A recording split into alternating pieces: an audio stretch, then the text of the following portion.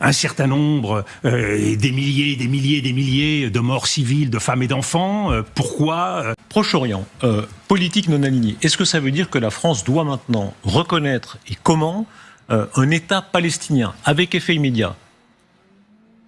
Aujourd'hui, tout l'enjeu de ce qui se passe entre Israël et les Palestiniens.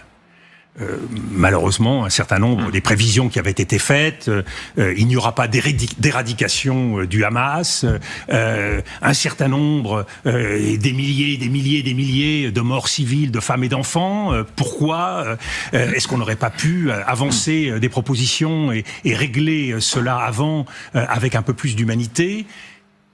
Cette situation devant laquelle nous sommes, soit elle se durcit dans une logique sécuritaire, c'est-à-dire que Israël, les États-Unis, voire les Européens, ne se donnent pas les moyens de sortir de cette logique d'engrenage. Et dans 5 ans, dans 10 ans, eh bien tout cela recommencera, comme ça recommence depuis maintenant des décennies. C'est la énième guerre de Gaza. Avec des résultats.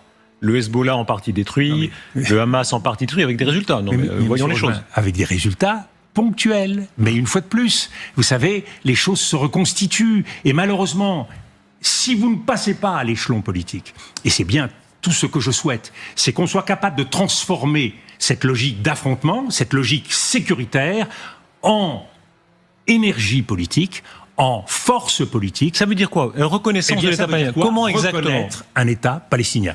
Aujourd'hui, cette dynamique-là, qui amènerait la France, et ça changerait beaucoup de choses. Il y a certains pays européens qui l'ont déjà reconnu.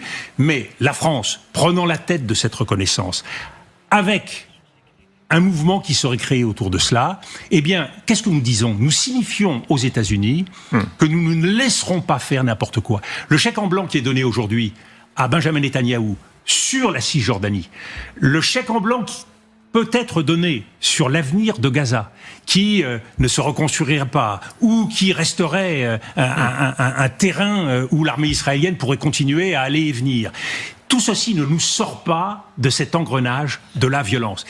À un moment où il y a, et pour une part, le malheur de toutes ces guerres peut donner aujourd'hui de nouvelles possibilités, il y a un nouveau rapport de force dans cette région, avec l'Arabie Saoudite, qui est la grande clé aujourd'hui, qui est la grande clé de la recomposition politique et stratégique, la Turquie qui a pris des positions en Syrie, et bien évidemment Israël et les puissances étrangères, les États-Unis, la Russie, la Chine.